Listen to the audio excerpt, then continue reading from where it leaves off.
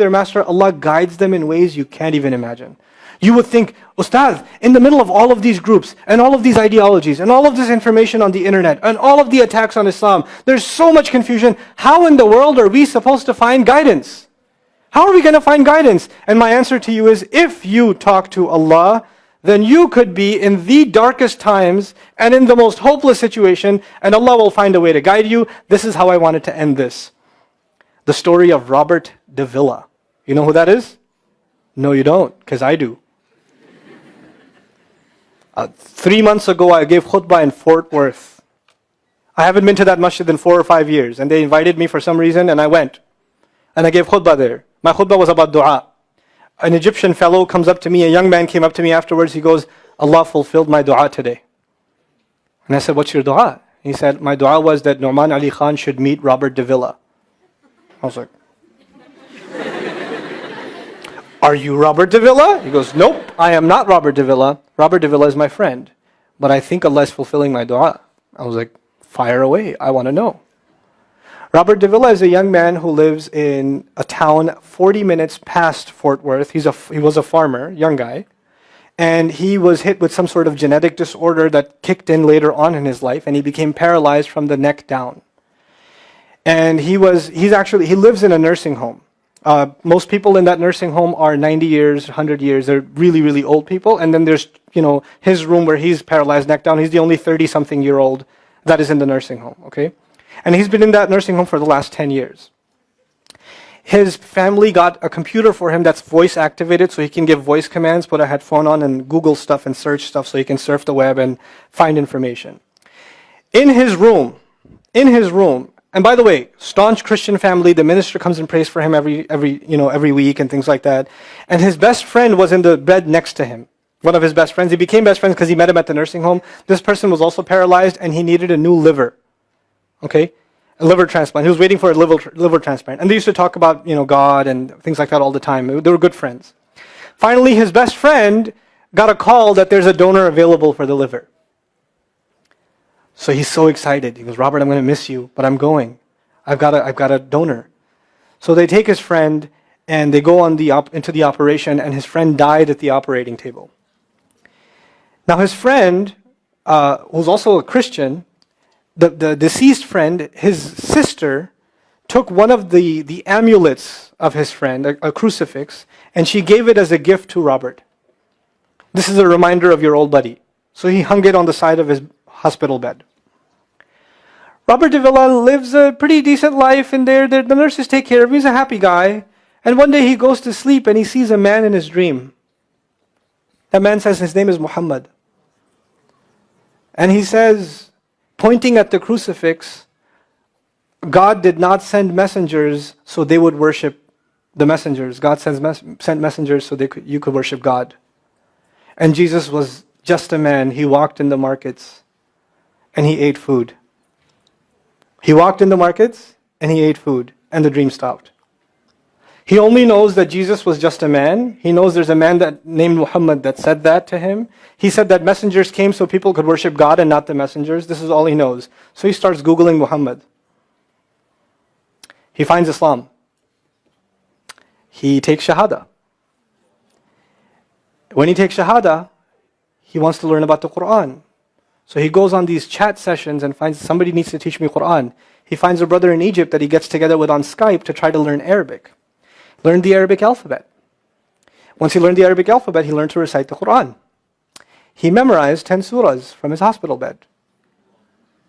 Then he said, I'm beginning to memorize the Quran, and I'm beginning to learn about this prophet, but I need to understand the Quran. So he starts Googling how to understand the Quran. And for some reason, he ends up on my videos. And he starts watching my stuff. And he watched almost everything. And then here's the kicker.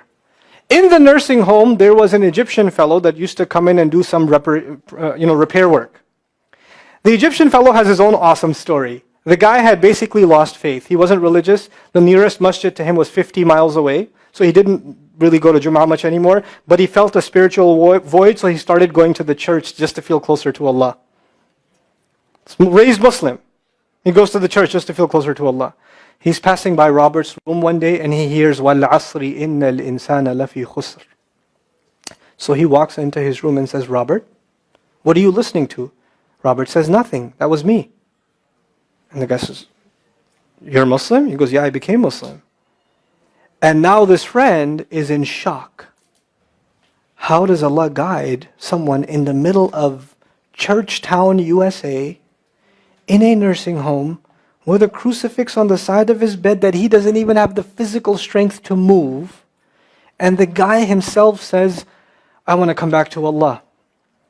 So he tells him about his, the friend he found online, Nouman Ali Khan. So the Egyptian fellow starts watching my videos.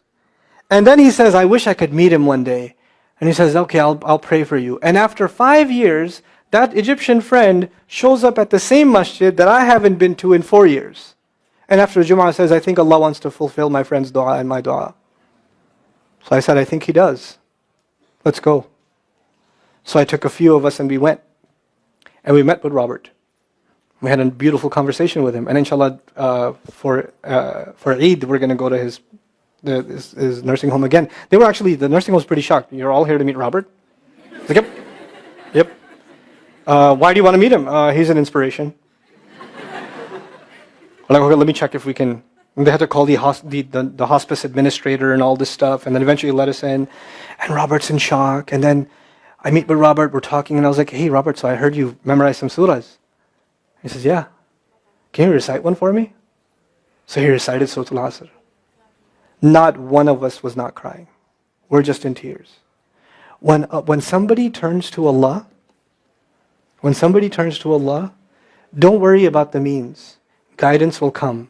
Balance will come. I want to tell you some more about Robert because young guys are here. Young guys that play basketball. Young guys that are healthy. Young guys that have ambition. I told you what's his paralysis, from where to where? Neck down. He has a special wheelchair that has to hold pretty much every part of his body in place. He can't just sit in a wheelchair. It holds his neck and it holds every other part of his body in place because he has no control over his limbs. And he has to have a special van where the wheelchair locks in so that if it goes through a bump or whatever, he doesn't, receive the shock. So he made a request. He wants to go to the Friday prayer. They didn't have the special van, so they put him in a regular van. And so he went to the regular van and a few bumps and his spine got even more hurt. He went to Jumu'ah. He came back in excruciating pain. And they said, I'm sorry, Robert, you're no longer able to sit in your wheelchair. You're going to have to stay in your bed for the next 6 months at least. If you see recovery, then you can get back up again. I met him in that span. He had already been in that bed for 3 months already. And the reason he was in that bed is he went to the Jumu'ah prayer. And he told me about the Jumu'ah prayer. He said, I've never felt more peace in my life than I was in that masjid. And you know what I'm going to do, Brother Nouman? When I can sit in my chair again, I'm going to go to Jumu'ah. I'm going to go to the masjid because I've never felt like that before. There's someone who has nothing but control over his mouth and his eyes. And he says, I only find peace in the masjid. And here we are. These masajid, I don't care what ideology, what school of thought, what they're talking about in the masjid, what fitna is there. I don't care. It's still Allah's house. Just go to pray. Don't go there to talk to people. Go there to talk to Allah. Just go to talk to Allah. You're just going for you and Allah. That's it. That's it. Other things will come, but you're not going for them. You're just going there to find peace. You'll become different people. If Allah can guide Robert Davila, Allah guide everybody. And then he said, sometimes I wonder why Allah put me in this position. And then I say to myself, what am I kidding? Allah has given me so much. I am so grateful for what He gave me. And if this is the way He was going to bring me to Islam, it's all worth it. So worth it. You have Muslims that lose a little bit of health. And they say, why is Allah doing this to me? And this man, if you would think, nowadays atheists argue because of suffering, there's no God. If one man has in a position to say, I don't believe in God. If there was a guy, why would I be in this position? It would be Robert Davila. That guy would say, I don't believe in God. If there was one, why would I be in this mess? And yet he's in this position, and I've never seen a face with more nur. Never. I've never seen a face that has more contentment on it. He's so satisfied with life. He's so happy. He's just happy. The last 7 or 8 khutbahs I've given are actually based on one sentence each on one sentence that he said in his conversation. Is that profound? He's a teacher to me. I consider him a teacher. He's my sheikh. Somebody says, who's your sheikh? I say, Robert Davila. Really? Is that a pizza place? Or no. No. You know. The guidance is all around us. You don't have to get worried about what's not there. There's plenty there. You know what Allah did for the people of the cave? You know He even guided them in where to sleep. You know He even guided them on where to turn. As the sun was coming, they'd turn away from it. As the sun came from the other side, they'd turn the other way. Allah will guide you in your sleep when you make dua to Him. He'll even guide you in your sleep. Every toss and turn will be guided by Allah. Can you imagine? We shouldn't be skeptical in Allah's guidance. We shouldn't worry about how am I going to find balance. No, that's Allah's job to guide you. Your job is to talk to Him. Your job is to get sincere. That is the message I have for you. That is how we're going to find balance. Honestly.